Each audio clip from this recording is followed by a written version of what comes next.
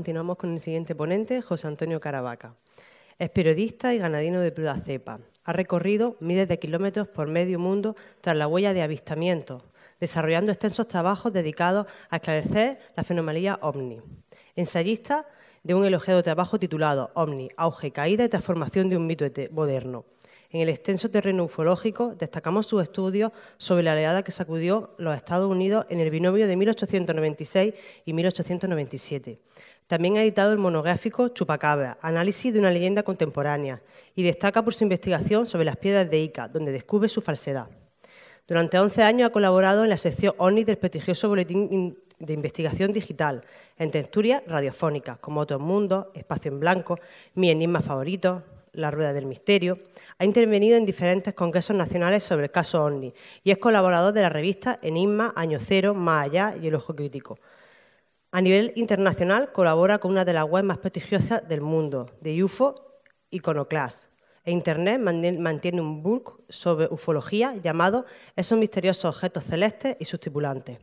En cuanto a sus publicaciones, tenemos La última profecía de Julio Verne, con el prólogo de J.J. Benítez. En el 2016 publicó Expediente Roswell, Informe Definitivo, OVNI, las 50 mejores evidencias, OVNI, las operaciones secretas de la CIA. Y como ya os he comentado, su último libro, que pertenece a la colección del Guante Blanco, Encuentros cercanos con OVNI, una arquitectura psíquica desconocida, introducción a la teoría de la distorsión. Pero no seré yo quien hable más de José Antonio Caravaca, porque creo que hay alguien que quiere decirle algo. Hola, buenas, perdonen la intromisión. Señor Caravaca. Señor Óscar. Un honor tenerte aquí. Él me había pedido que le presentase, pero yo no quería. Pero no, sí quería. A ver, solamente tengo buenas palabras para este hombre. Y mi dinero me ha costado, que las diga. No solamente como hombre, como amigo, como investigador, sino porque he tenido el placer de trabajar con él codo con este libro. Y tengo que decir que, por un lado, es tremendamente coñazo. No lo podéis ni imaginar, porque es perfeccionista hasta niveles extremos, ¿no? Pero la mejor presentación que puedo hacer de José Antonio es simplemente decir lo siguiente. A ver, no sé ustedes cómo ven la perspectiva de los... O sea, cómo relacionan o cómo entienden el fenómeno OVNI. Imagino que como yo y como la mayoría pensarán que tiene que ver con eso, ¿no? Con los extraterrestres. Yo pensaba también que era así. Yo era bastante escéptico. Mi especialidad son los enigmas históricos y esto me pillaba un poco... Bueno, ¿qué es esto? Ciencia ficción pensaba que era, ¿no? Hasta que, en parte gracias a él, descubrí que hay una perspectiva distinta, una perspectiva mucho más interesante, por lo menos que, dejando al margen lo que ellos llaman la hipótesis extraterrestre, permite abarcar y entender el fenómeno de una manera distinta y creo que es mucho más, es casi que más inquietante, porque si bien explicarlo con la hipótesis terrestre no se puede realmente explicar el fenómeno, ahora él os lo explicará mucho mejor que yo, la explicación que él aporta es tan sorprendente, pero a la vez sí que lo consigue hacer, sí que consigue explicar el fenómeno, en parte al menos, ¿no? A mí me ha cambiado absolutamente mi perspectiva del fenómeno OVNI y desde entonces, por su culpa, no paro de leer libros de Vallée, de John Key, de grandes expertos en este tema y, por supuesto, su libro. Os puedo decir que lo leí en primicia antes que nadie, que hemos trabajado codo con codo para que salga un libro que creo que es realmente sensacional. Y solamente puedo decir gracias, José Antonio, eres un maestro y os dejo con él. No tengáis piedad con las preguntas y a muerte con eso de la distorsión, que yo creo que esto es mentira. Muchas gracias. Después te pago. Bueno, buenos días. Agradecer a todos los que estáis aquí en el Teatro Apolo, que hagáis el esfuerzo de aguantarme durante una horita o lo que dé. Agradecer también a Alberto Cerezuela, el jefe de la editorial, que ha apostado por este proyecto y, sobre todo, a Óscar Fábrega, que es el encargado de unir a una serie de escritores, investigadores, reporteros, periodistas, en lo que se ha denominado el Círculo de Misterio, que pretende rescatar de décadas pasadas esas colecciones míticas de libros dedicadas al misterio, los enigmas, la ufología, la parapsicología, que el buen doctor Jiménez del Oso hizo magníficamente en esa recordada biblioteca del misterio. Hoy voy a presentar mi último libro, Encuentros cercanos con con ovnis, una arquitectura psíquica que más de uno pues ya se habrá quedado un poco así como en fuera de juego. ¿Se podría trabajar un poco la luz de aquí? El fenómeno ovni comienza, como muchos de vosotros conoceréis, en el año 1947, cuando este buen hombre, Kenneth Arnold, un piloto civil, está colaborando en las tareas de búsqueda por los montes Rainier en Washington, de un avión que se ha estrellado y que no localizan y que se pide ayuda a pilotos civiles incluso para que vayan rastreando el lugar para ver si encuentran el siniestro. Y este hombre pues asegura que el 24 de junio, repito, de 1947, pues observa 9 extraños objetos sobrevolando el citado monte Rainier y que se desplazan a una gran velocidad y que los movimientos pues los realizan al unísono, lo hacen como conectados por un hilo invisible y aquello le llama poderosamente la atención, pero en un primer momento Kenneth Arnold no habla de platillos volantes, no habla de alienígenas, no habla de nada anómalo, extraño, sobrenatural de su visión. Él piensa que se trata de algún tipo de artefacto, de aeronave, prototipo militar que ha visto, e incluso sus primeras preguntas van encaminadas a que la Fuerza Aérea le responda, le dé algún tipo de explicación, y tras la respuesta oficial de que no tienen ningún tipo de aeronave como la que se observa, pues comienza a hablarse en la prensa de los platillos volantes. Después el cine retoma la idea y ya se incrusta no solamente a través del cine, sino de la literatura, de las propias investigaciones, el símil de platillo volante, que también habría mucho de qué hablar de cómo, porque realmente Kenneth Arnold no observa un platillo. Fijaros la forma que tiene el objeto. Él habla de que el movimiento que realizan estos objetos es como si tú lanzaras un platillo sobre el mar y se desplaza acompasando las olas, y los periodistas pues inmediatamente asocian platillo, el titular platillo volante, y esto es también un dato muy interesante que de alguna manera apoya mis tesis, de que detrás de estas apariciones, que siguen siendo sobrenaturales, que siguen siendo enigmáticas, que no tenemos explicación, pero que quizás podemos rastrear la explicación, las respuestas más allá de la hipótesis extraterrestre, que hasta la actualidad, como digo, la más difundida y la más aceptada. Vemos como el cine pues también hizo su gran contribución a que pensáramos que aquellos, la invasión de los hombres platillos, de los seres, pues veis aquí algunos ejemplos. Aquí vemos al hermano de Pitingo, que vino del espacio.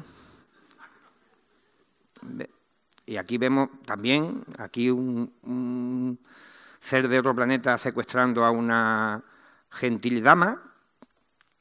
Y claro, esto es muy resumido porque imagino que muchos de los que estáis aquí escuchándome conocéis el tema ya con anterioridad, habréis leído libros, habréis visto documentales y conoceréis la cuestión, pues desde un primer momento, y sobre todo, como digo, tras esos años de cierta duda, donde se especulaba que los platillos volantes, que fue el término que comenzó a utilizarse para designar estas naves en general, pudiesen tener un origen terrestre, que si era algún tipo de prototipo. Fijaros que un amigo canadiense me pasó un recorte de prensa que se publicó en Canadá, donde decían que científicos alemanes, este recorte fue publicado, creo que fue a finales de los 40, principios de los 50, el régimen del general Franco había dado cobijo a algunos científicos nazis y que los platillos volantes que se estaban observando venían desde España. Fijaros cómo en aquellos primeros años pues había cierta incertidumbre, había ciertas interrogantes sobre realmente de dónde venían aquellas aeronaves, porque hasta el momento solamente se contaba con decenas de personas que decían que habían visto un objeto en el aire, habían visto un objeto en forma de platillo, unas luces y tal. Entonces, pero prácticamente a partir de la década de los 50 fue también, como digo, apoyado por el por el cine y por la literatura, y sobre todo por los primeros artículos que comenzaron a realizar diferentes investigadores, comenzó a establecerse que si no había una potencia militar detrás de estas irrupciones en los cielos, de estas aeronaves, de estos artefactos, pues, ¿de dónde vendrían? Pues desde el exterior, desde otro mundo, desde otro planeta, desde otro rincón del universo. Y, de hecho, el gobierno norteamericano, durante aproximadamente 30 años, pues, estuvo desarrollando diferentes comisiones y comités de estudio para intentar averiguar, primero, si aquellas apariciones de aeronaves pertenecían al bloque soviético, al enemigo en aquella época, o si realmente aquellos objetos podrían provenir del espacio exterior. Y aquí vemos algunas portadas de los informes que, independientemente que se diga actualmente que no hay ninguna evidencia de la existencia de este asunto de los platillos volantes, de los objetos voladores no identificados, lo que sí es cierto que un gobierno como el norteamericano, el considerado el país más importante del planeta, pues ha dedicado cerca de 30 años en diferentes comisiones para intentar averiguar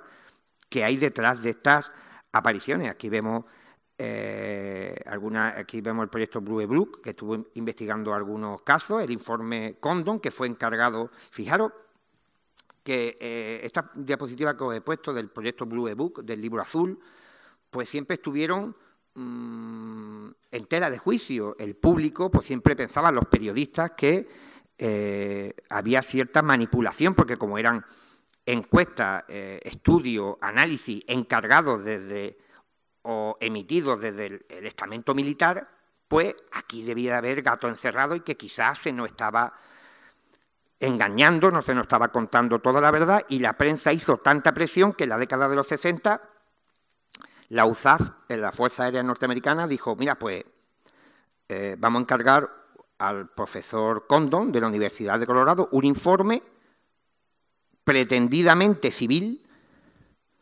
que estudie si realmente el fenómeno OVNI es real o no, si estamos hablando de visiones de gente que está alucinada, de engaño, o si realmente hay una serie de aparatos, de artefactos, de aeronaves ahí afuera, que son los que describen la gente y que pudieran tener un origen desconocido.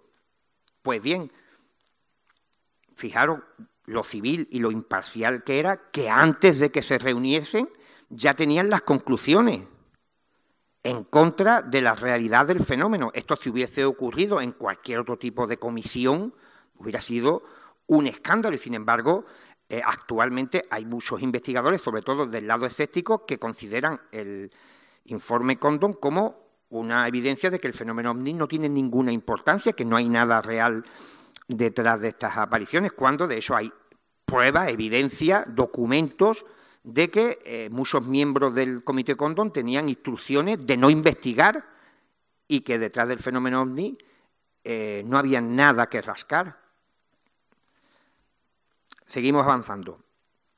Claro, si el fenómeno OVNI se hubiese mantenido en su primera etapa, que eran visiones de aeronaves, de luces, de discos y tal, pues la hipótesis extraterrestre hubiera podido mantener el tipo, pero al poco tiempo de que ya el público pues conociese la existencia de los platillos volantes, pues hubo gente que decía que estos artefactos aterrizaban y bajaban gente, bajaban humanoides, bajaban una serie de individuos, y claro, los investigadores que estaban intentando tener el respaldo de la comunidad científica para demostrar que las visiones de aquellos aparatos eran extraterrestres, pues claro, decían, bueno, si ahora les tenemos que también vender el paquete de que hay gente que ve estos artefactos posados en tierra y bajando una serie de individuos, pues nos va a costar que la comunidad científica, los medios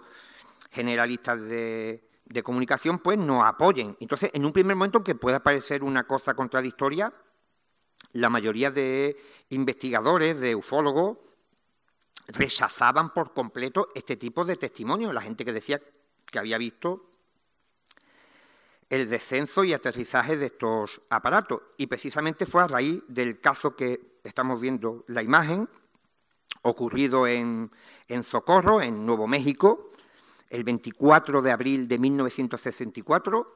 Este policía, Luni Zamora, a plena luz del día, por la tarde, 6 menos cuarto, 5 y pico, no había posibilidad de error cuando hablamos de un avistamiento en la oscuridad de la noche, porque claro, dicen que todos los gatos son pardos, pero a plena luz del día este hombre se encuentra en una persecución policial de un vehículo, de un Chevrolet, creo recordar, que circula a alta velocidad, se encuentra en la persecución, cuando de pronto ve una extraña luminosidad en el cielo, como un estallido o algo, y como ocurre muy cerca de donde hay un polvorín, él piensa que se ha producido una deflagración, que ha habido un accidente, que ha habido una explosión y, por prioridad, como tenía anotada la matrícula, dice, bueno, ya te cogeré después.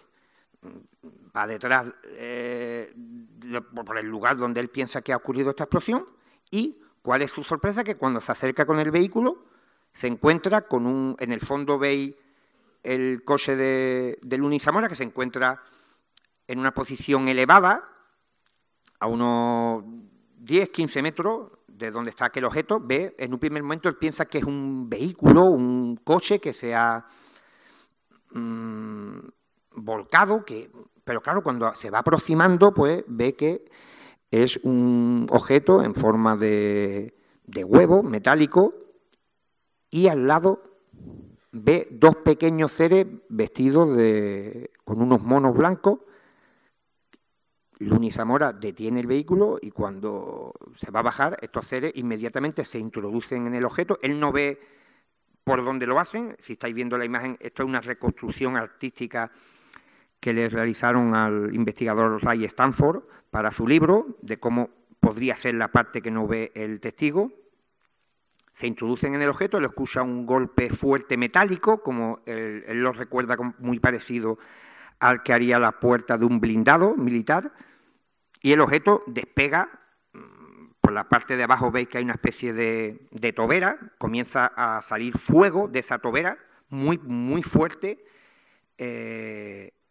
y escucha una tremenda explosión. Luni Zamora piensa, estamos hablando que Luni Zamora se encuentra, el policía, a unos 10-15 metros de distancia, y el objeto le pasa tan cerca en el momento del despegue que él siente, cuando él se tira al suelo, porque piensa que después de escuchar esa explosión, que es la misma que escucha cuando se encuentra en la persecución del vehículo, él piensa que va a explotar, que aquel artefacto va a explosionar, se tira al suelo y siente el calor en la espalda. Durante toda esta escena, Luni Zamora ha estado informando a través de su aparato de radio del vehículo a la central, y otros compañeros han estado escuchando el relato y acuden al lugar, y es un hito en la ufología, porque al momento de producirse el avistamiento de un objeto aterrizado y el despegue, pues acude al lugar otros policías, un agente del FBI que hay en la zona y un montón de gente que certifica que en la zona que Luni Zamora señala como el lugar donde ha aterrizado un objeto desconocido, pues hay huellas, hay incluso arbustos que están todavía ardiendo por la acción de la tobera que ha quemado algunos matorrales, incluso las huellas donde están las patas en el suelo, en el desierto, es más desértico de lo que aparece en la ilustración, pues están frescas, no están calientes. Y claro, el agente del FBI incluso certifica que no hay otras pisadas, no hay ningún tipo de evidencias alrededor de aquel escenario que puedan inducir a que se trata de un montaje o de un fraude. Incluso, ya digo, al poco de aterrizar, a los pocos minutos, San Chávez, uno de los compañeros de Luni Zamora, describe que el estado en el que encuentra a su compañero, él lo dice gráficamente diciendo: Luni, ¿qué te ha ocurrido? Ni que hubieras visto al mismísimo demonio. Tal era la impresión. Entonces, claro, para resumir un poco, para no extenderme, Pues este caso, pues claro, el profesor Hynek, que era un astrónomo muy reputado en los Estados Unidos, que fue reclutado por la Fuerza Aérea para la investigación del fenómeno OVNI, pues claro, se encontró, como se suele decir, con la horma de su zapato. Aquí sabía que no había manera de explicarlo. No podía tratarse de una confusión con la Luna, con Venus. Venus no aterriza ni quema. Y claro, a raíz de incidentes de la solvencia del caso de Socorro, pues los investigadores comenzaron a aceptar como digo, lo que comenzó como un subfenómeno dentro del fenómeno OVNI se erigió como una de las partes más importantes de este paradigma que estábamos investigando. Yo personalmente, durante 30 años, he estado investigando todo lo relacionado con los encuentros cercanos, con los aterrizajes OVNI, porque obviamente son los que más datos, más información nos pueden aportar sobre la naturaleza u origen de este fenómeno. El ver una luz, el ver un objeto y tal en el cielo, pues sí, nos puede ilustrar, nos puede indicar nos puede chivar alguna pista, pero realmente donde podemos encontrar el núcleo del misterio es en los aterrizajes, donde la proximidad del testigo con el fenómeno observado pues no da para malinterpretaciones o errores. Hay un caso que yo investigué en Algeciras, protagonizado por José Juan Rivera, un ginecólogo muy respetado de la ciudad, que el 26 de agosto de 1966 se dirigía en su motocicleta por la zona del faro de Punta Carnero, en las afueras de la localidad gaditana de Algeciras, para realizar una sesión de fotos. Llevaba su cámara fotográfica con diapositivas. A él le gustaba tomar diapositivas de los paisajes y después proyectarlas en una pantalla. Este es el camino que él recorrió con su motocicleta y él me cuenta, primeramente comentó la experiencia a Juanjo Benítez, que la describe en su libro La punta del iceberg, que fue la única vez que él habló con un periodista, con un investigador. A raíz de eso no quiso hablar con nadie. Yo tardé unos 20 años en poder, y vivo en la misma ciudad que Rivera, en poder contactar con él y que accediera a concederme una entrevista, que podría también hablar a lo largo de todo lo que tuve que inventar, y metí por medio hasta Cuarto Milenio para conseguirla. Cuarto Milenio no consiguió entrevistarlo, pero yo sí, utilicé la coyuntura y por ahí pude acceder al testimonio de Rivera, y estaré eternamente agradecido a Pablo Villarrubia, con el cual urdí esta maniobra, que espero que no se entere el testigo, que no lo vea a través de YouTube. Le pido perdón. Le dijimos que era un matrimonio, que estaba interesado en el tema OVNI, que no eran investigadores, que eran simplemente curiosos. 30 años investigando. Una curiosidad un poquito... Bueno. Y va con su motocicleta cuando de pronto él nota una sensación extraña que encontramos, y es una de las claves del fenómeno que estamos analizando.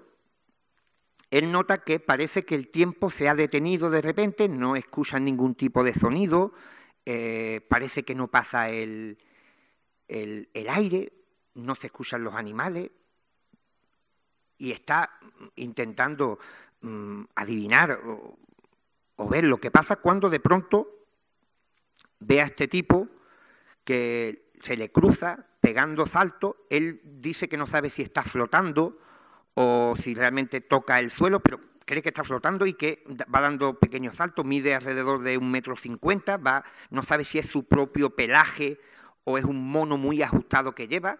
Aquí vemos más o menos la recreación que hice, y claro, y Rivera lo ve, piensa en un primer momento que quizás es un mono que se ha escapado de un circo, porque estamos hablando de un médico, de un ginecólogo, que en un primer momento, pues claro, él intenta encontrar algún tipo de explicación de algo que no sea extraño, claro, pero claro, dice, este mono tiene su historia, y claro, ve que se oculta detrás de unos matorrales, y el buen doctor, él me dice, mira, yo no sé en esos momentos, pues yo tampoco soy un tipo aguerrido, no soy tampoco un valiente, pero dije, me picó la curiosidad, se descendió de la moto, se dirigió a los matorrales y ve este objeto que en la parte trasera tiene como una especie de... Él lo describe como las cancelas de los negocios, de las tiendas, pero que ya no ve más nada. No ve ya más y piensa, supone que el mono del circo se ha metido en la carpa. Y claro, el buen doctor coge su cámara de fotos y le hace una diapositiva.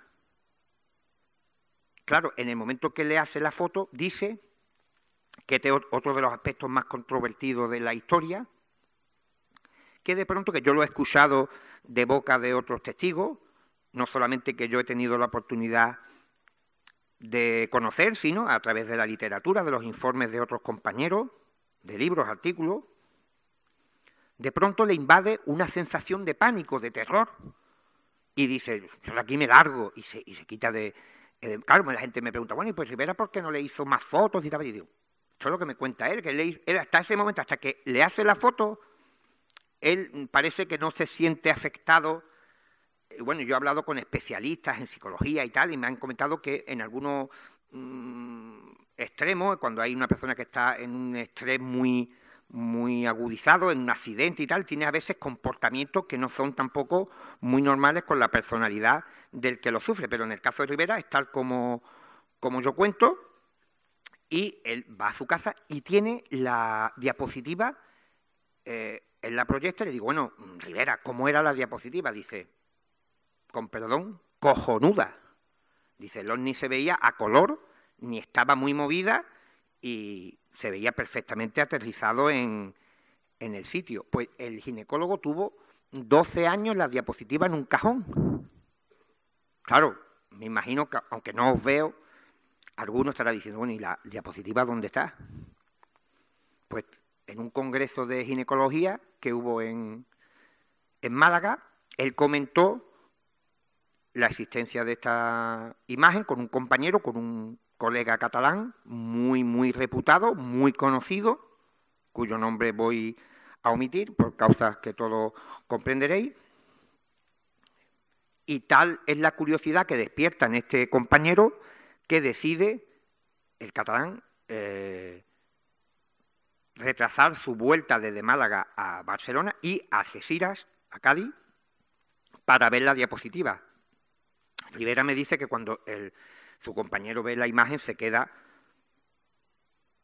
petrificado. La imagen estaría tomada, si estáis viendo la imagen que se está proyectando, sería desde atrás. Él vio los salientes y la parte trasera, que él lo describe estos picos como si fuera un vehículo, un Chevrolet americano, que tenían esas partes tan afiladas en por la parte trasera, por la parte posterior, y le pide la diapositiva.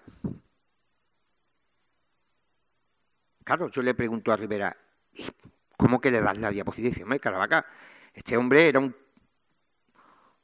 una persona respetable y tal, y yo consideré que no corría ningún tipo de riesgo. Pues bien, en el momento que se produce ese intercambio de manos, ahí se pierde la pista de la diapositiva y hasta el día de hoy ni siquiera este compañero reconoce que Rivera le dio la imagen. Pero yo he hecho unas pequeñas indagaciones y creo saber dónde está la diapositiva, pero eso lo voy a dejar que lo descubráis en el libro, porque si no, esto es un...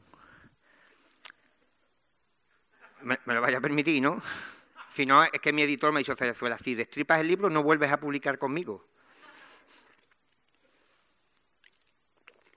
Bien, aquí tenemos a este caballero, Philip Shepperson, con mi inglés de ahí al lado de Gibraltar, pero bueno, que el 24 de febrero de 1979,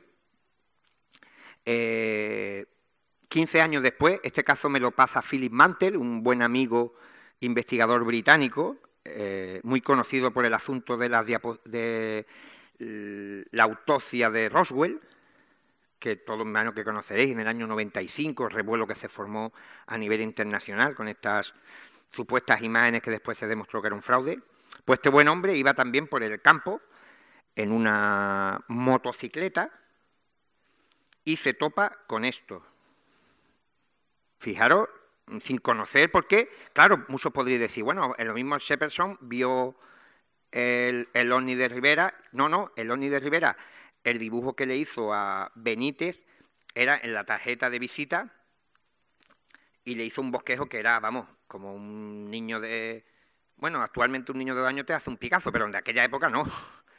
Era un bosquejo, y entonces a mí me costó casi la entrevista, no sé el tiempo que duraría, pero yo, como me gusta ser preciso, pues ya Óscar os ha dado una idea de lo concienzudo que puedo ser, pues tuve un montón de tiempo dibujando cómo era el objeto, cómo está, y Rivera estaba ya mareado. Entonces, el objeto este no aparece hasta que yo investigo el caso ya en el 2008, pasa el tiempo que da miedo, y yo lo publico, o sea que en este hombre... Entonces, claro, ¿por qué os comento esto? Porque, adiós, ya ha tocado algo que no debía.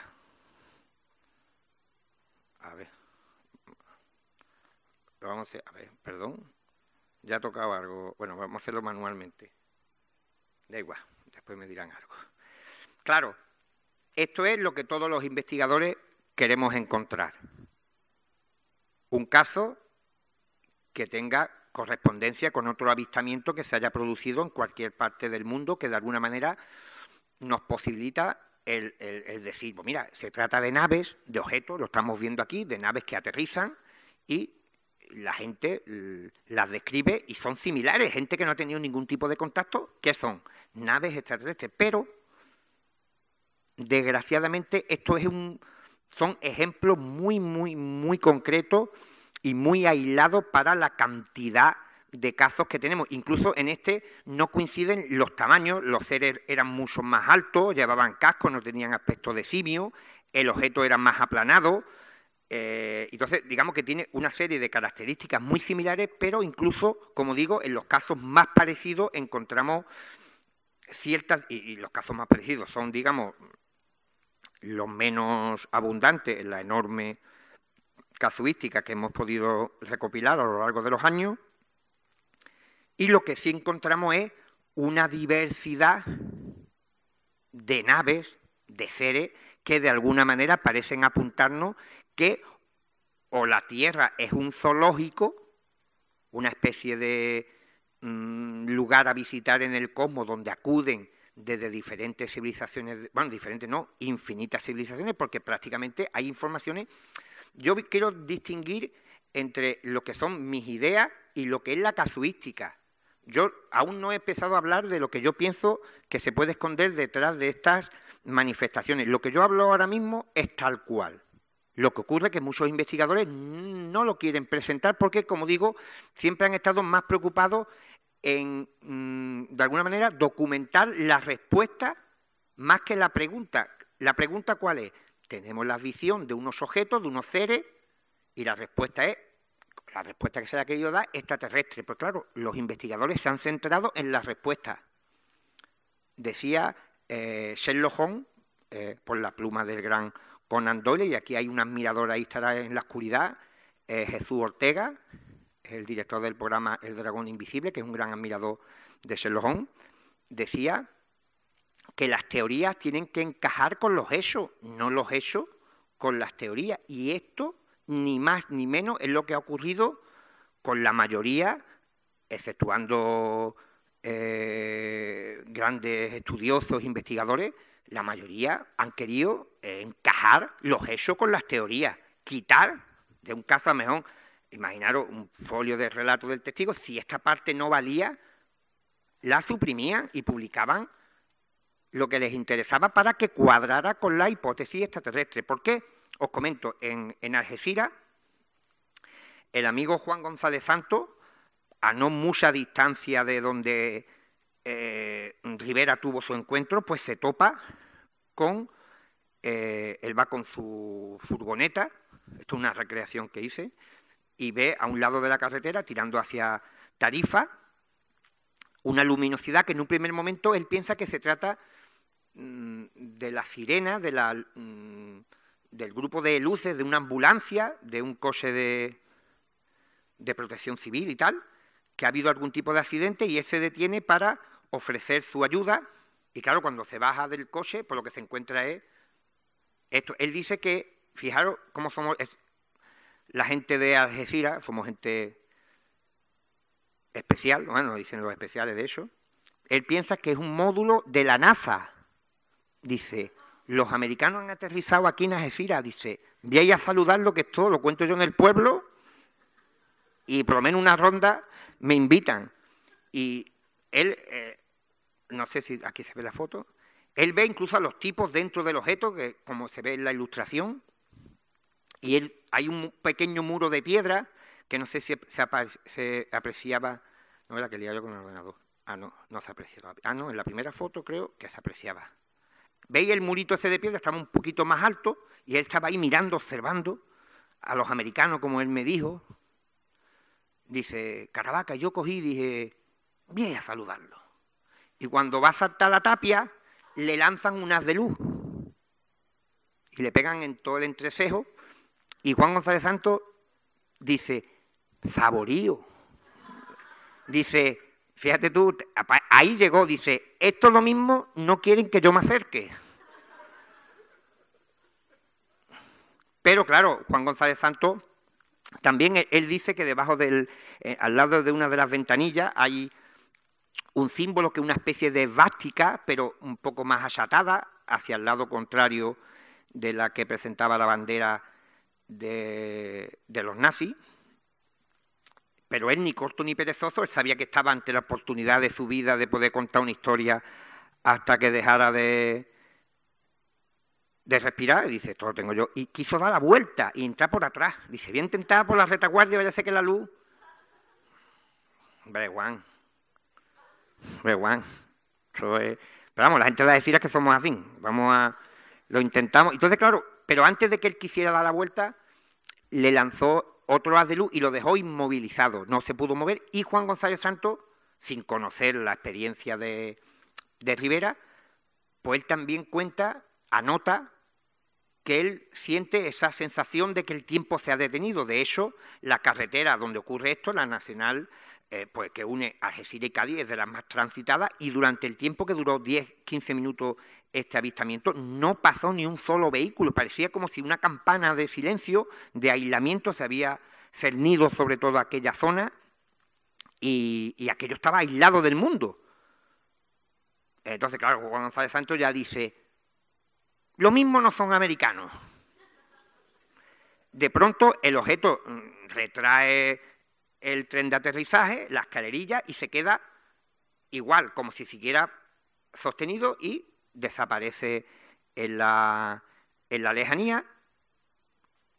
Y ahí está. Entonces, ya vemos por qué pongo los dos casos de Algeciras, para que veamos que, separado en el tiempo, este caso ocurre en el 81, pues vemos cómo desde el 66, en una zona muy delimitada, en Algeciras, un sitio al sur de España, pues encontramos casos que son completamente diferentes. Entonces podemos pensar que esto es lógico, que en una población pequeña y tal, pues podamos... esto es un ejemplo, en Algeciras hay un montón de casos y ningunos coinciden, pero todos dicen la verdad, porque de hecho cuando Benítez y el gran investigador ya fallecido Andrés Gómez Serrano, uno de los primeros, de los pioneros de la investigación OVNI en España, porque de hecho había tanta fenomenología ufológica en el campo de Gibraltar que el Serrano pues estuvo ahí investigando durante mucho tiempo todos estos sucesos. El caso es real. En el sitio donde había aterrizado aquel objeto, Benítez, acompañado de un ingeniero, y Gómez Serrano, encontraron las depresiones de las patas, y veis que tenía una especie de cuenco. Pues bien, dentro de estos orificios en la tierra, en el terreno, pues la vegetación estaba aplanada, la hierba. Hay una fotografía que aparece en el libro, la punta la punta del iceberg de Juan Benítez, que se ve, creo que es Juan González Santos sosteniendo una de estas hojas que está doblada con la forma del cuenco. Y claro, el caso tiene ciertos detalles que una persona como Juan González Santos no podía conocer de lo que es la literatura ufológica, y que de alguna manera nos indica que estamos ante un testimonio real. Aquí vemos, esto es un proyecto que estoy haciendo con un colega, estamos haciendo algunos bocetos de la gente, de los objetos que ven los testigos, y ya vemos la gran variedad de objetos que hay, y sobre todo si yo pusiera al lado una persona para que viéramos los tamaños, veríamos también la gran diferencia que hay de tamaño, porque quizás visto así, pues claro, uno puede pensar, bueno, pero no, pero por ejemplo puede haber objetos que son de 2 metros, 3 metros, otros de 20 y tanto, otros de apenas 1 metro de altura. Entonces hay una gran cantidad de objetos que se une a la morfología. ¿Ve? Aquí vemos más objetos, vemos el de Kenneth Arnold. Uy, que pasa muy rápido. ¿Veo? Este, por ejemplo, que estoy señalando, este era pequeñísimo, este es una especie de bracero que volaba, que lo vieron los testigos. Vemos que hay una gran variedad y, claro, los investigadores, pues, inexplicablemente, desde mi punto de vista, y seguimos hablando de datos, esto no tiene sentido. ¿Cómo es el hangar que tienen los extraterrestres? Ni George Lucas en todas las películas de Star Wars ha sacado tantas naves diferentes. Y digo que si pusiéramos al lado, que lo voy a hacer después de estar preparando esa conferencia, se lo voy a comentar al diseñador, que se va a tirar de los pelos porque es que estamos todos los días rectificando, de la diferencia de tamaños que hay. Porque visto así, a lo mejor todavía hay alguien que piensa, bueno, no sé si alguien lo pensará, que estamos hablando de cosas muy parecidas, pero si viéramos el tamaño, es increíble la diferencia en detalle. Y claro, si sumamos la gran variedad de naves que se observan a la gran variedad de tripulantes que descienden de estos objetos, y no vamos a negar, no lo voy a hacer yo, de que hay un fenómeno extraño y ajeno al ser humano y desconocido. Pero ojo, el haber intentado colar o explicar esto como visitas extraterrestres, esto hay que sopesarlo y hay que pensarlo fríamente. Fijaros aquí el batallón.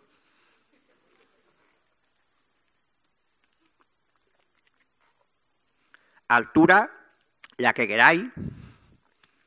Brazos, los que queráis, o si no queréis brazos, también los quitamos. Y claro, y lo curioso es que el testigo que te cuenta la aberración, entre comillas, más increíble, más bizarra de un encuentro, tiene los mismos parámetros que el Luni Zamora, que el policía. Tú dices, bueno, si es que yo no veo que este hombre me esté mintiendo.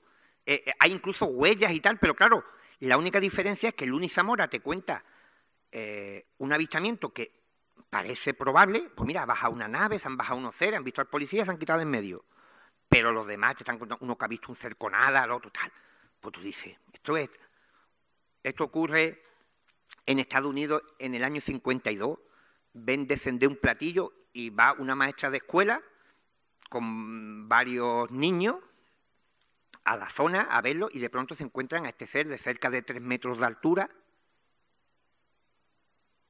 que incluso ella dijo en una de las entrevistas que le hicieron que aquello era más horrible que Frankenstein. Fijaros la comparación. Esto lo vieron en Brasil unos niños. Vieron a estos cíclopes que descendieron de un objeto, le hicieron unos gestos y volvieron a subir al aparato. Ya estamos viendo, esto se vio también en Croacia, fijaros el aspecto de astronauta que tiene este hombre. Esto ocurrió en Japón, fijaros, unos niños que vieron a este ser con orejas puntiagudas, con 3 colmillos enormes en la boca. Y claro, muchos podéis pensar, bueno, pero es que a lo mejor la solución es más fácil de lo que está contando Caravaca. Hay algunos casos que son verdad y otros casos que serán falsos, serán engaños. No, por ejemplo, en el caso de los niños, los padres, el director de la escuela, estuvieron en el lugar, encontraron huellas. En el lugar que dijeron los niños que había aterrizado el objeto, había desplazado unos bloques de hormigón que había allí para diferenciar el terreno. No sé exactamente para qué están, pero los había desplazado, estaban arañados y, como digo, no tienen diferencia sustanciales a nivel psicológico o a nivel de evidencias que nos pueda dar, como decía antes Alberto Cerezuela en su magnífica charla, de que lo que te están transmitiendo parece que es verdad, que lo están viviendo, que están contando algo real, pero que sin embargo no debería de existir. Fijaros, este hombre, claro, escucha por ahí, ¿eso qué? Eso quisiéramos saber nosotros. Esto es un tipo que va conduciendo su vehículo por las afueras de Pool Country en Wisconsin. El testigo se llama William Busak y ve una niebla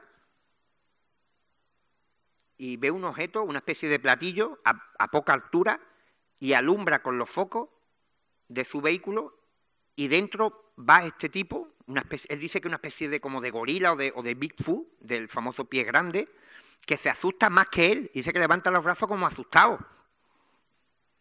Y aquí encontramos también otra parte importante en los avistamientos, los encuentros cercanos, que tiene también un componente absurdo. Bueno, ¿y qué hace este tipo ahí levantando los brazos? El otro, el de Croacia, que habéis visto que parecía un astronauta, hablaba en un idioma extraño. El de los niños le hace unos gestos que los veremos después. Dice, bueno, parece que hacen unas cosas un poco... Ve, por ejemplo, estos son 3 casos muy similares que ocurren en el tiempo, en el 54, 53 y 54, donde se ven 3 objetos pequeños de 2 metros, 1 metro, 1,50 metros, seres también muy pequeños de 1 metro, 65 centímetros y 40, pero vemos que incluso entre los casos más similares hay grandes diferencias. ¿Esto es posible? El bueno de Antonio Rivera decía en uno de sus libros, dice, bueno, dice, en la raza humana hay grandes diferencias. Tenemos a los pigmeos, que son pequeños, diminutos, de piel oscura, y tenemos los escandinavos. Pero claro, yo le diría al bueno de Rivera, dice, sí, pero estos tienen 2 piernas y 2 brazos. Pero es que aquí estamos hablando de que uno puede tener la cabeza como un melón, el otro puede tener los brazos muy largos, y claro, estáis viendo aquí la silueta, y dice, bueno, pero me han llevado uno el casco y tal, pero ahora vamos a ver cómo eran los 3, fijaros. Uno parecía que llevaba una gorra, el otro no parecía, el testigo decía que no sabía si era la cabeza, un testigo italiano con el que pude hablar después de mucho tiempo, y decía que tenía la cabeza como un melón, y el otro parecía un duende. Y le quitaron, el testigo era un día de los difuntos, el mismo día que Óscar Fábregas me encargó que hiciera este libro, un día de los difuntos del año pasado. Buen día. Y esta mujer, Rosa Lotti, se encuentra a estos seres que están dentro de estos objetos que hemos visto, que es una especie de como de doble cono. Voy a dar para atrás. Este de aquí, el que estoy señalando con la flecha. Y claro, pensamos todo, bueno, ¿qué harían unos extraterrestres al bajar de una nave? Pues lo que hicieron es, le quitaron la media. Y se metieron en la nave, y la mujer, claro, la mujer salió de allí como alma que lleva el diablo y más. Entonces, ¿qué son los encuentros cercanos?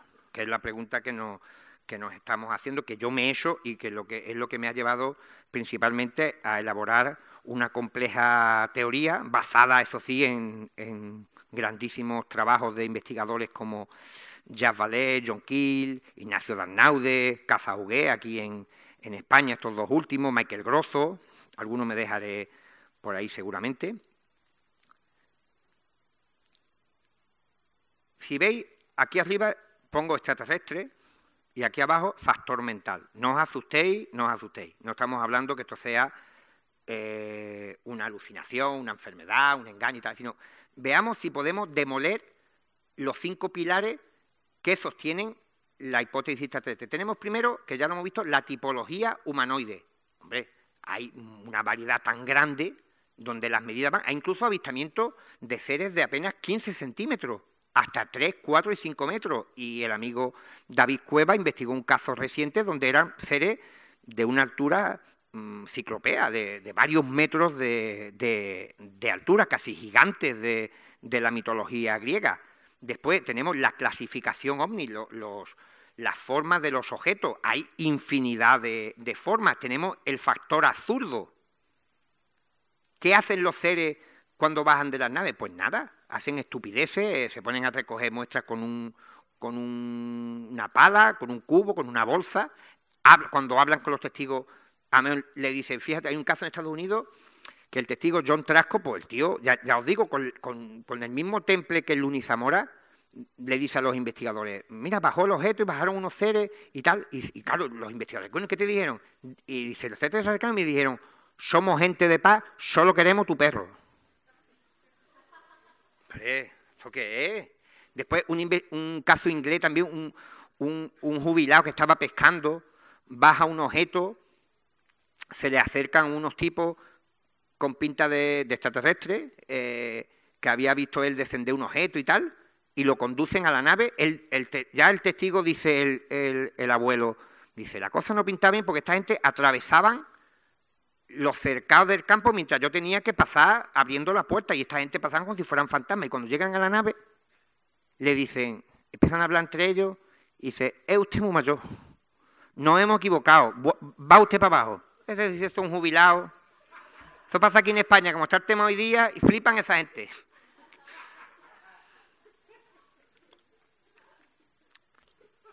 Y después tenemos los detalles exclusivos. Esto a mí me encanta, que es, me ha salido un deje ahí a los Julio Iglesias, no sé por qué. Los detalles exclusivos es que, por ejemplo, en el caso de que este dato, yo no sé cómo los investigadores, los escritores, han pasado por alto como el que pasa la página de un libro, que es que hay detalles en los casos que no se repiten. ¿Esto cómo es posible? Si tenemos miles y miles... Yo, por ejemplo, habré analizado concienzudamente unos mil incidentes, y yo he investigado muchos de ellos. Y he leído también otro puñado, varios centenares más. Y la causística es de miles y miles de casos. Pues, por ejemplo, el chisme de Juan González Santos ya se no ha vuelto a ninguna parte. Nadie más lo ha visto, ni el símbolo. Entonces, hay algunos... en la forma del platillo, por lo menos hay un caso con otro, como hemos visto, el de Rivera, que se encuentra un caso inglés que tiene ciertas semejanzas, pero hay detalles exclusivos. Por ejemplo, la esvástica, la vestimenta del de Croacia, pues hay cosas que ya no se vuelven a repetir. Entonces, claro, si Rivera hubiera estado en lo cierto, Rivera y otro, y fíjate que Rivera era una eminencia, y por ahí está Antonio Luis Moyano, si no después me matará si no lo digo, pero gracias a Rivera pues tenemos traducciones de grandes obras ufológicas como el Pasaporte a Magonia de Jacques Vallée, y Rivera fue un brillantísimo investigador ovni, de los pioneros de España, pero que en algunas cosas pues no estoy de acuerdo, como por ejemplo él decía, bueno, esto es que es una especie de zoológico y que aquí viene un montón de gente, pero claro, vienen una vez, ninguno repite, y después, lo más importante, los casos no están conectados. Por mucho que hayáis leído de libros, de autor y tal, no hay una historia que nosotros podamos seguir en el tiempo. No hay una correlación de, por ejemplo, un aterrizaje que haya bajado en Wisconsin un aparato y le haya dicho al testigo, mira, hace un mes aterrizamos en un pueblo de Almería, y el americano llama a Cerezuela, mira, usted tiene un caso, mira, pues eso no existe. No hay una trama, no hay unos seres que se hayan visto en 4 o 5 casos diferentes. Eso no lo encontramos en la casuística. Y todas estas, y hay más, pero lo he dejado en 5 puntos, pues hay investigadores que no lo consideran esenciales o importantes o trascendentales como para invalidar la hipótesis extraterrestre, no para invalidar el fenómeno ovni, ojo, que digamos que sigue siendo igual de misterioso y enigmático, pero que de alguna manera invalida la hipótesis extraterrestre y nos señala con el dedo que existe un factor mental. Parece que el testigo juega un papel más importante del que se nos ha querido comentar hasta el momento. Y aquí reflejo algunos de los puntos. Por ejemplo, cada caso, cada incidente es único. Es como si el fenómeno se reinicia en cada avistamiento. Esto es como si empezáramos de cero. En Algeciras yo tengo decenas de casos, y muchos de ellos investigados por el gran investigador Andrés Gómez Serrano, y no es posible que en Algeciras tengamos 20, 30, y sumados así hasta cerca de 600 casos que investigó Gómez Serrano de avistamiento, algunos de ellos de tripulantes y de seres, y ninguno son parecidos, ni siquiera en un sitio tan concreto, y parece que cada lugar, cada territorio tiene su fenomenología ovni particular. Y como digo, los detalles son importantes, claro que lo son, y se han pasado por alto. Ya decía, y vuelvo a retomar al gran Sherlock Holmes, que hay cosas tan evidentes que se nos han pasado por alto. Después, los episodios ovni no se conectan entre sí. ¿Esto es lógico? Y aquí no estoy hablando de mi idea, esto es lo que hay. Si ustedes no lo han escuchado antes o no lo han leído antes, porque no se lo han querido contar. Pero aquí no hay una historia que uno pueda seguir y decir, bueno, pues el ovni que aterrizó en España en el 50, pues se le sigue. Mentira, ese ovni apareció ese día y se esfumó en el aire, no volvió. No existe una única trama, parece que son incidentes particulares y que cada testigo no solamente ve un extraterrestre determinado, sino que encima la nave parece esa es profesa para él. La teoría de la distorsión. Aquí entro en lo que después de 30 años yo empecé siendo un fervoroso creyente de la hipótesis extraterrestre, porque digamos que es la teoría más sugerente, más atractiva, que vengan aquí gente de otros lugares del cosmos a visitarnos, a estudiarnos, a hacernos lo que quieran, pero yo reconozco que es una hipótesis muy atractiva, que tiene un gran calado social, a través de, como dije al principio, de forma un poco rápida, a través de del cine, la televisión, los libros, la literatura. Yo creo que existe un agente externo, una entidad, algo, que conecta con el testigo, con la mente del testigo, del observador. Vemos la parte amarilla, que yo he señalado en la flecha aquí, ¿la veis? Que es, digamos, lo que yo creo que el agente externo aporta a lo que se va a ver, que es, digamos, los rasgos básicos de lo que es una visitación extraterrestre, que es que el testigo va a ver algo que baja del cielo y que va a bajar alguien, pero, lo vemos aquí, la forma del platillo, la presencia del humanoide, la tipología que va a tener, el comportamiento, si son evasivos, curiosos, violentos, los detalles concretos los va a aportar el testigo. Lo va a sacar de su inconsciente. Claro, ya más de uno estará ahí en la butaca diciendo, ¿qué dice este hombre? Pues hay casos, por ejemplo, un testigo francés que un extraterrestre le saca un revólver. Un revólver, no una pistola de láser ni un revólver. Y este hombre cuenta el caso y súper tranquilo. Vamos, a las tantas de la madrugada que fue que este hombre iba a trabajar a la fábrica en el año 54 con la bici, porque allí en Francia tienen mucha afición a la bicicleta. En el año 50, por medio del campo, se encuentra un tipo con un revólver, lo más normal del mundo. Pero claro, este hombre es que era el legionario, no tenía miedo de nada. Entonces, vais viendo, por ejemplo, a cualquiera de vosotros, exceptuando que haya algún legionario, algún policía, bueno, algún policía hay,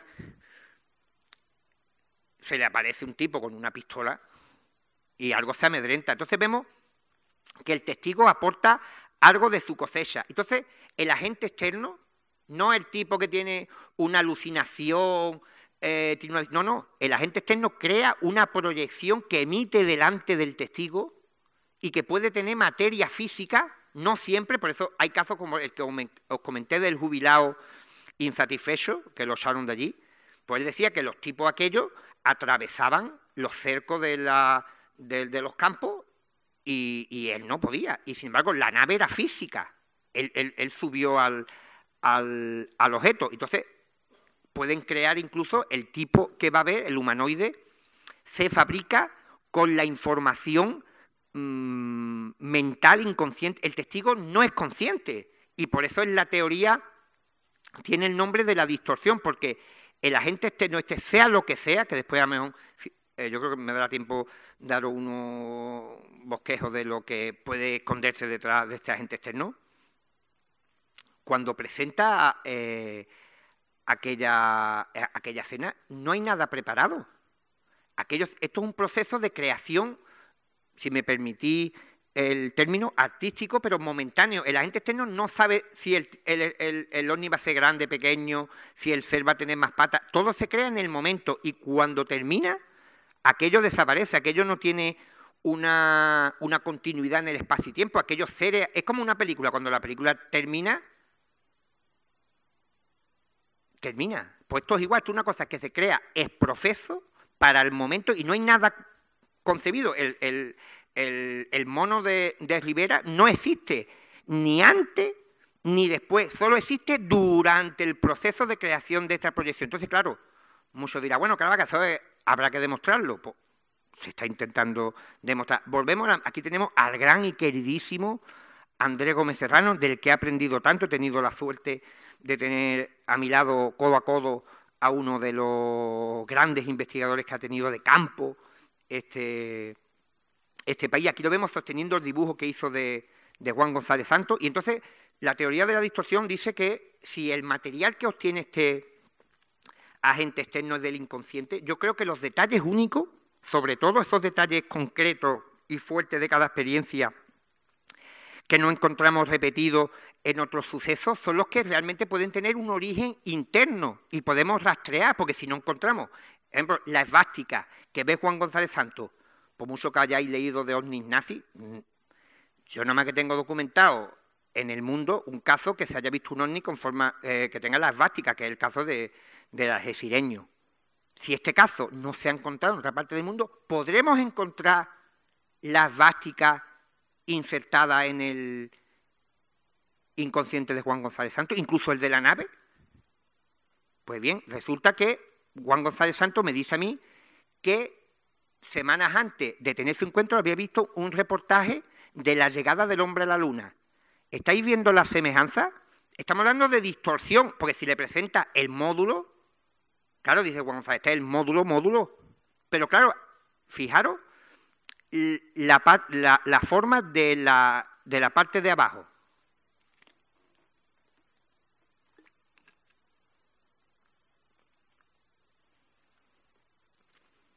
Y la esvástica. Yo hablé con Juan González Santos y era un admirador, era un seguidor le interesaba todo lo relacionado con la Segunda Guerra Mundial y sobre todo uno de los dos bandos. ¿Qué bando? El nazi. Vamos, no es que tuviera el hombre ideologías nazi, pero que tenía. Entonces, claro, ¿se puede atribuir a la casualidad que un tipo en Algeciras, que tampoco que fuese un historiador y tal, sino que era un tipo normal, que trabajaba en el ayuntamiento y tal, pero que tenía esa inquietud por la Segunda Guerra Mundial, por el bando nazi y tal, que viera un objeto aterrizar con la forma del módulo espacial estadounidense con la esvástica? Después tenemos el caso de William Laston, que en la década de los 60 trabajaba en una base de la Fuerza Aérea y se encuentra con un aparato que tiene incluso letras y números.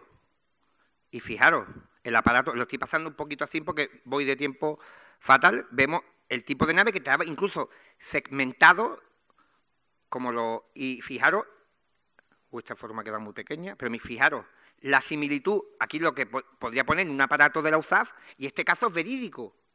Yo no estoy diciendo que se lo inventara, sino que la gente externa trae la información y la planta ahí.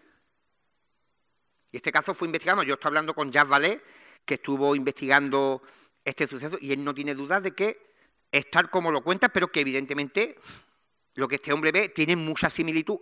¿Se puede achacar a la casualidad que un tipo que trabaja en una fuerza aérea, además él trabajaba él era técnico electrónico, no sé si daba clases dentro de la base, no era exactamente un militar, pero evidentemente estaba todo el día viendo helicópteros y tal, y la casualidad que él ve un aparato aterrizar y no va tripulado por un extraterrestre, va un tipo vestido de militar, y fijaros que aquí, no sé si se apreciará, en el hombro llevaba galones, hombre, blanco y en botella.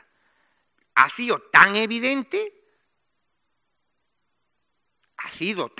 que se ha pasado por alto, bueno, que tenga un extraterrestre galón y una gorra, bueno, y vestido de verde, lo más normal. Ahora, claro, si este de verde lo vemos en 4 o 5 casos más, lo compro, pero este tipo ya se montó en la nave hasta el día de hoy. Además, el objeto lo atravesó en la autopista y ni un solo coche pasó mientras estuvo allí. O sea que realmente hay un fenómeno anómalo.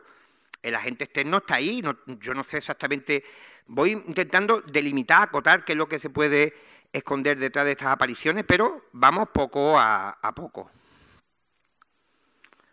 Una biblioteca infinita, el inconsciente nos puede aportar. Ve, aquí vemos los extraterrestres. ¿Qué pueden hacer al bajar? Pues quitarle las medias y las flores a una... Y fijaros, ¿a qué se parece el objeto? Claro, una mujer de un pueblo italiano, no quiere decir que se lo inventara, porque los investigadores fueron allí, vieron, y además había otros testigos, estas visiones no es que solamente sean para el que lo sufre o lo padece, sino que otras personas lo pueden ver y...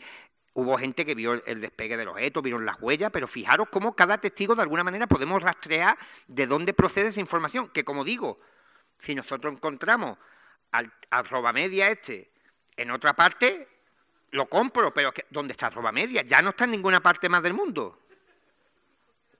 Mira, después, por ejemplo, os doy otro dato. Si yo estoy en lo cierto, por ejemplo, tiene que haber iconos referentes de la publicidad del cine que están en el inconsciente de los testigos y que se tienen que ver los platillos, porque están ahí y la gente externa en algún momento le habrá pillado. El amigo Michelin, Vivedún, ¿cómo se llama aquí el amiguete? ¿En qué país del mundo se han producido más avistamientos del hombre de Michelin? En Francia. ¿De dónde es Michelin? De Francia. En la isla Reunión, que está en el quinto carajo de Francia, que es territorio, pedanía, si se puede utilizar el término francés, hay 2 casos de ovni. ¿Y cómo son los tripulantes? Con forma de Michelin. Blanco y en botella. Y fíjate, y hay un caso de aquí, ¿veis el de arriba, que está levantando la mano? Fijaros cómo está el logotipo. Pues ese caso es verídico. Un tipo vio al muñeco de Michelin con una escafandra y haciendo, aquí estoy yo.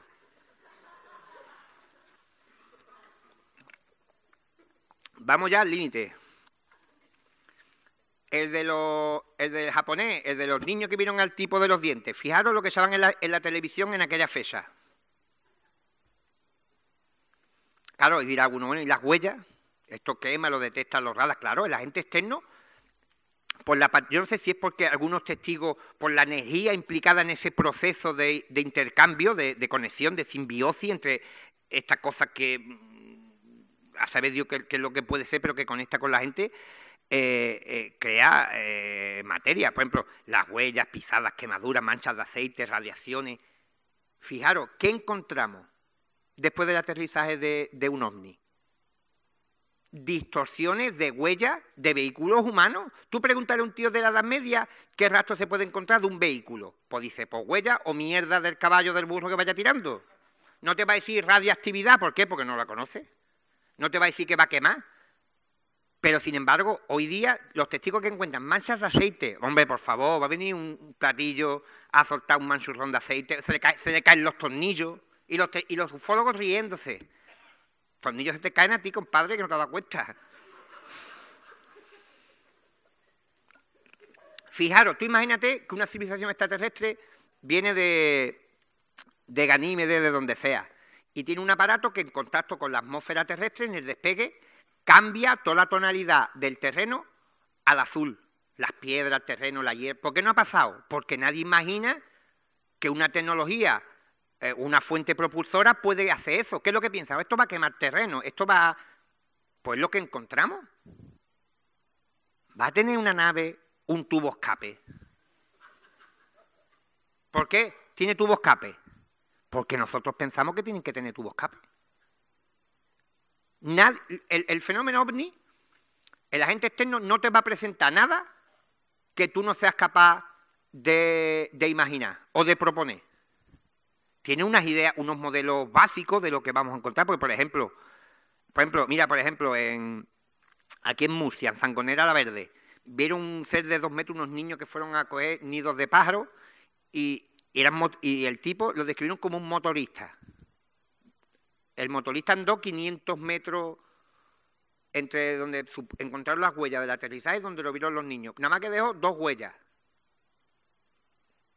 Si fuera un fenómeno puramente físico, encontraríamos huellas para saltarnos de sacamorde.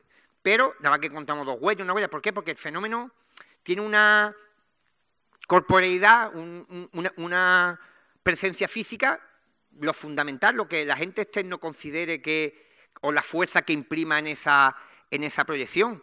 Y fíjate, y le preguntaron a los niños, bueno, ¿y cómo se movía?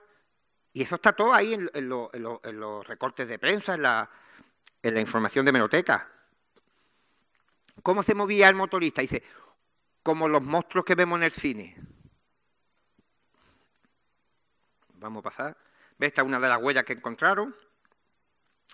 ¿A qué se dedican los extraterrestres cuando bajan de la nave? A recoger muestras, como los astronautas, con una pala. ¿Ves? Y con un saco. ¿Ves? Un láser, por lo menos, que va a un barrio. Mira, esto tiene tanto, tanto, tanto. Hubo un caso en Francia, precisamente de un tipo de Michelin, que se llevó la grava del camino. Y dice, el ufólogo, claro, pensaría, diría, bueno, esta gente son un poco torpes.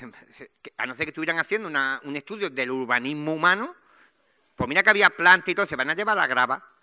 Y además, esto es curioso, porque el agente externo pone 3 motivos fundamentales que yo creo que sí puede ser de alguna manera impuesto por esto. Después, reparar la nave. Montones de testigos viendo a los extraterrestres reparar la nave, ya sean bajos, gordos, Michelin, con un brazo, sin brazo, todos reparan la nave, todas las naves. Entonces tú dices, bueno, estas cosas, y aquí ya no estoy hablando de mi idea, sino aquí está la casuística, la literatura, los archivos de los investigadores, donde hay tropecientos casos de extraterrestres de multitud de formas reparando naves. Hay un caso ocurrido en Nueva York, yo ya me voy, pues yo el horario ya me lo paso. Bueno, perdón. Y un caso que hubo en Estados Unidos, en Nueva York, las afueras, en Berlín, sí, una localidad de fuera, que la testigo en el año 60 vio a una nave bajar, reparando la nave, pero reparando la nave, rodilla en tierra, allí reparando, sacaron el motor, bajó otra nave y bajaron gente a ayudar. Y como nos pasa a nosotros, reparan el motor y cuando van a meterlo no encaja. ¿No ha pasado a ustedes? Que hay, bueno, ¿esto cómo lo vamos a sacar si esto estaba antes ahí? Pero fijaros, hay que tener mucha sensibilidad con lo que se dice más cómo están los tiempos, pero en aquella época tú puedes decir, bueno, una mujer que hablara explícitamente de una reparación, pero cuando los periodistas hablan con la mujer, ella misma te da la respuesta. Te dice, a mí me recordó cuando yo era niña y a mi padre se le estropeaba algo en la granja y venían los vecinos a ayudarnos. Claro, tú dices, ¿cuántas mujeres en la década de los 60 podían hablar, por ejemplo, de que un objeto había aterrizado con cosas de mecánica? Pues una mujer que hubiera tenido ese referente. ¿Ves? ¿Qué es lo que nos suena? Y también estas cosas son, yo pienso que son como una especie de arquetipos básicos reconocibles, que son gente, por ejemplo, tú ves un ovni, una platillo aterriza y ves bajo un extraterrestre y dices, bueno, pues se le ha estropeado la nave, mira el hombre pobre, se ha quedado tirado. Mira, está recogiendo muestras, claro, para llevársela a su planeta. Me están haciendo luz que el tren va a pasar. Este parece como lo que ha contado Cerezuela. A ver si va a salir la niña de la pelota y la vamos a liar. Y después inspeccionar los alrededores, dando vueltas ahí. ¿Esto qué es? Y después también, por ejemplo, todo, ya sean bajos, pequeños, todos tienen luces para darle a la gente. ¿Qué pasa? Que hay una frontera ahí entre la Luna y la Tierra que les dicen, mira, pues ustedes tienen que hacer, da igual, reparar la nave, pegarle a la gente un fogonazo de luz. El factor azul, ¿no? Esto ya no me va a dar tiempo a contarlo. Pero mira, por ejemplo, os voy a poner una imagen que si no, este me va a matar. Mira. El cíclope que habéis visto le hace así a los niños. Ir a dormir. ¿Vas a ver un extraterrestre que este gesto es humano? La información viene de los niños. Bueno, ¿qué o quién es el agente externo? Esto es una cosa muy rapidita. Os estoy dando una paliza.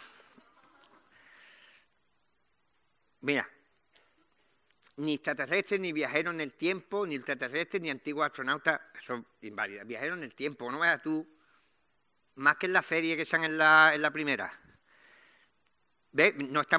Yo creo que no estamos enfrentados ni a una superinteligencia, ni a un sistema de control. Yo creo que, igual que se presentan como extraterrestres, este agente externo utilizan los mismos recursos que vemos en las apariciones marianas, en los encuentros con hadas, demonios, virgen.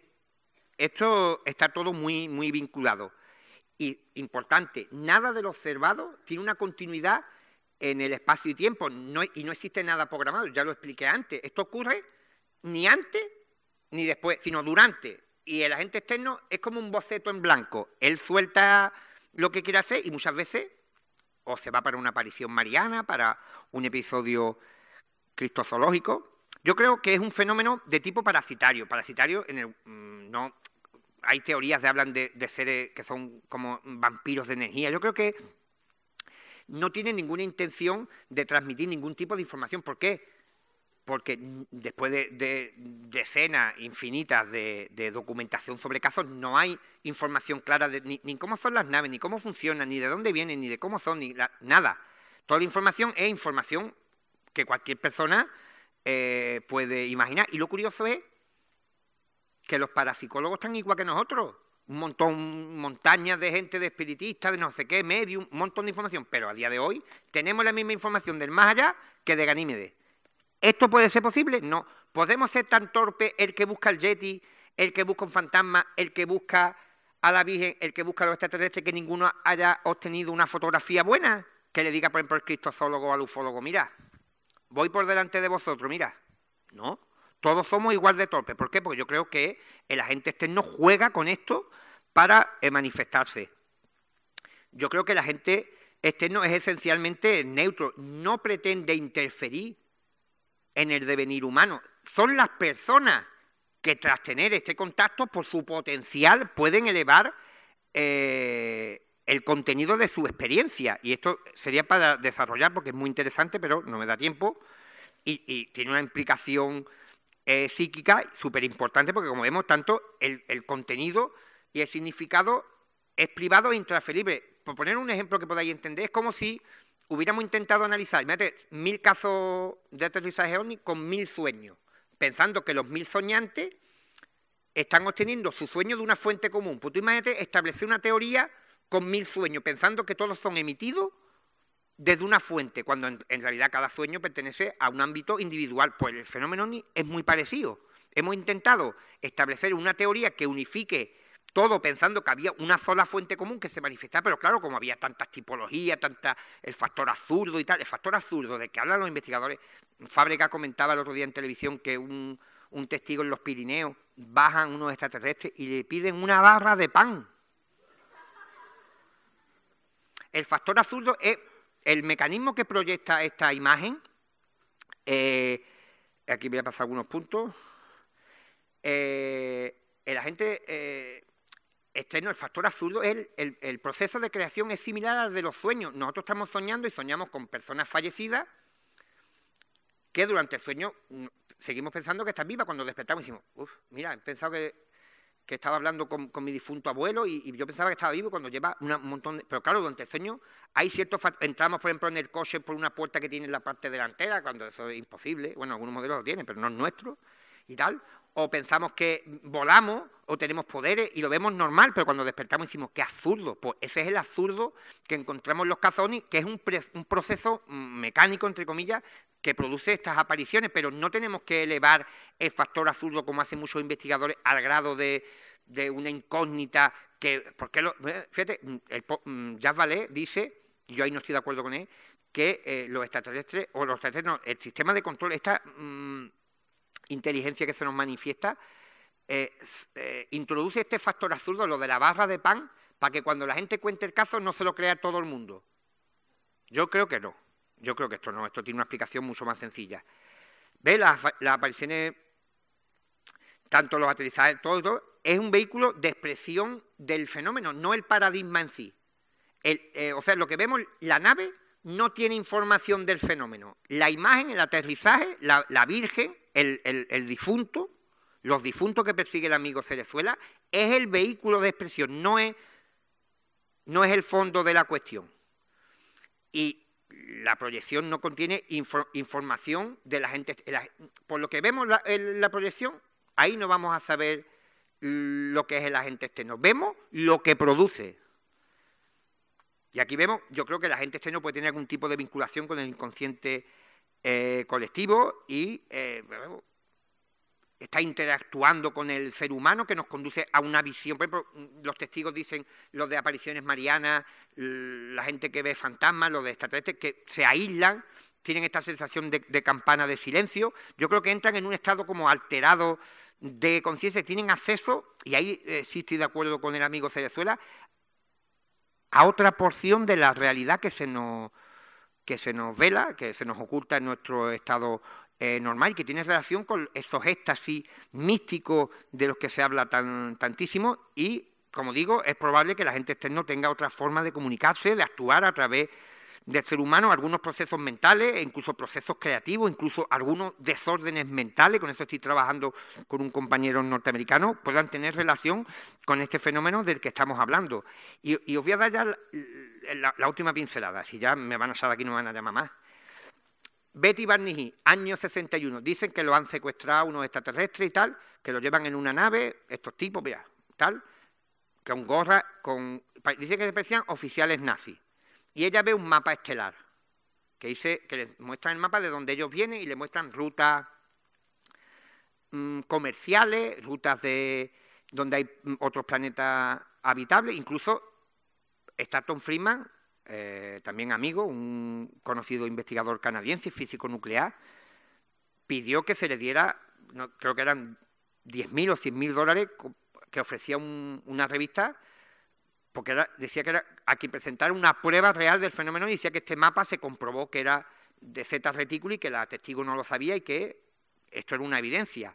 Pues bien, en compañía de este colega norteamericano, de Rick Reynolds, pues claro, el mapa este, si no habéis quedado dormidos, yo no veo nada, es un detalle único. ¿Por qué? Porque ya nadie más ha visto el mapa. Y el mapa se lo enseña, el extraterrestre abre un cajón y le saca el mapa enrollado a los piratas del Caribe y dice, toma, pues un mapa enrollado, eso no tiene ni ¿Por qué no le sacan una especie de tablet en el 61 y dice la testigo, bueno, me sacaron una cosa muy rara con un mapa o una holografía? No, un mapa enrollado. Bueno, era un matrimonio que en aquella época, el 61, una mujer blanca y un hombre de color. Ellos pertenecían a una asociación civil por los derechos de los afroamericanos, y donde se reunían en el hotel había un mapa del desembarco de Normandía. Y fijaros si superponemos ambos mapas. Blanco, esto cuando se lo envié al profesor Valé, considerado la máxima autoridad mundial en OVNI, me dijo, pero ¿esto es verdad, Caravaca? Digo, ¿lo estás viendo? ¿Qué os parece? No quiero decir que se lo inventara, sino que la gente externa, cuando bucea, dice, bueno, pues estamos, y como habían estado de viaje, habían estado consultando mapas de carretera, en el coche decía que se habían perdido, pues ya tenían muy presentes los mapas. Pues cuando el agente externo tiene esa conexión con la mente de este matrimonio, pues dice, bueno, pues a ustedes os voy a dar mapas. Y ahí está el mapa. Y aquí ya lo voy a dejar. No sé si habrá preguntas o algo.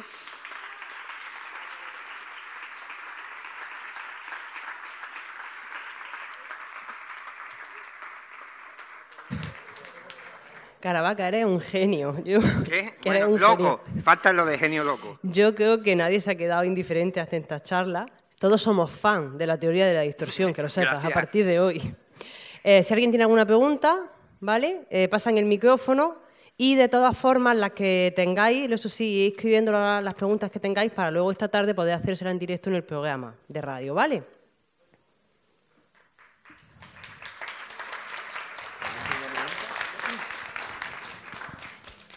Buenos días. Buenos días. Bienvenido a Almería. Mira, tengo dos preguntas. No, dos, déjame dos. Bueno, la otra te la hago esta tarde, ¿no? Vale, más difícil, hazme la más difícil. Bueno, para mí uno de los casos más interesantes es, y quiero saber tu opinión, el de Eduardo Pomprades, que vale. Me encanta, es uno de mis... Sí. Mira, parece luego, que no hemos puesto de acuerdo. Parece que no hemos puesto de acuerdo. Mira, Pomprades era historiador. Sí, anarquista. Respetado, anarquista. tuvo un encuentro con unos extraterrestres. ¿De qué le hablaron los extraterrestres? De una sociedad utópica ideal. Y me ha venido el contenido Pero de fijaros, sí. el Pop Prades le dice... Bueno, si empezamos a hablar de esto, se nota que está 30 años, ¿eh? No podéis decir que no ha estado 30 años dándole al coco. A Pop Prades, dice Pop Prades, cuando ve que los extraterrestres le van a hablar de tantas cosas, dice, mira, ¿puedo ir al coche a por papel y lápiz para tomar? Dice, no te preocupes, esto te lo vamos a insertar. Pero ¿por qué no se lo insertan a un granjero? Sí, llama la atención. Si lo pueden insertar, y le dijeron, mira, te lo vamos a insertar a ti, Pop Prades, porque no se lo insertan, vamos, sin ningún tipo de desprecio, sino por ejemplo un agricultor que no tiene ni idea de política, pues insertan todo eso, el libro de Pop Prades los cuenta y se la entra, este agricultor, este es un fenómeno. Pero Pop Prades, ¿de qué os habla? Y además, a partir de ahora, también yo he establecido lo que es la ecuación de la distorsión. Si dividimos los casos en dos partes, testigo y caso. Si conocemos nada más que una parte, podemos saber algo de la otra, y viceversa. Por ejemplo, os hablo, mira, pues unos extraterrestres hablaron mucho de política. Podéis decir ustedes, pues lo mismo el testigo era algo relacionado con política, pues sí. ¿Qué testigos ven más a los alienígenas con pistolas, que estuvo hablando Alberto en el programa que lo vi en televisión en Almería? ¿Que hablan, que tienen pistolas? Pues la gente que trabaja con armas y los niños. Los niños han visto hasta criaturas con forma de dinosaurios saliendo de un ovni. ¿Quién lo va a ver? ¿Un niño? Sí, que a mí me llamó la atención en el contenido, no lo he leído el libro, pero he oído el contenido, que no hablara nada de astrofísica, de cosas relacionadas con el universo. Digo, tiene unos tíos extraterrestres, vamos, yo le pregunto astrofísica, física cuántica, cómo va el universo, sí, en fin, es lo más elemental. Si le hablaron, sí, lo que claro, dice esta mujer es una verdad, parece que nos hemos conchavado aquí, no es familia mía, pero si le hablaron con tanta profusidad del sistema político, pues dice, bueno, ya que te gusta tirar política, porque a mí me puede decir antes, bueno, pero es que si este hombre era político, le interesaba, bueno, sí, pues tuvieron una hora, como se lo iban a insertar, como en Matrix, pues lo mismo da que te inserte un bloque de política y un bloque de lo que dice esta mujer, de cómo funcionan los platillos, pues toma, otro bloque. Oye, ¿por qué no lo insertan? Porque es mentira. ¿Y no se apareció nunca un ovni, un astrónomo astrofísico? No, bueno, hay científicos, hay y tal que han tenido experiencia y han tenido encuentros. El fenómeno ovni aparece en todos los ámbitos de la sociedad. Una más. Aquí, por aquí. A ver, difícil, difícil. No sé si es difícil. Ponle un aprieto. Ponerme en un aprieto. Yo creo que tú tienes la idea de que muchas de las cosas que ocurren que no son explicables se explican con tu teoría de la distorsión. ¿Cómo explicas tú que niños que están siendo exorcizados y todas esas cosas hablen idiomas que no conocían o escriban en lenguajes que no conocían? ¿Pero qué idioma y en qué escriben? Latín. Pero el latín está insertado en el inconsciente colectivo. Yo creo que también el agente externo puede acceder a una información global. No va a hablar en un idioma que nosotros después podemos decir, mira, pues este idioma no lo conocemos. Va a hablar en una lengua no conocida para el niño, pero no para el que lo está investigando. Y después yo preguntaría si muchas veces la casualidad que, por ejemplo, hay extraterrestres que hablan un idioma diferente del idioma del país, pero sin embargo, curiosamente, el testigo habla ese idioma. Que eso es también la psicofonía. Tú puedes hacer psicofonía, tú eres español, y tú haces psicofonía, te contestan en español. Tú eres inglés, haces psicofonía, te dicen hi. Bueno, pues hasta aquí la tanda de preguntas. Como vamos justillos de tiempo, Caravaca va hasta aquí.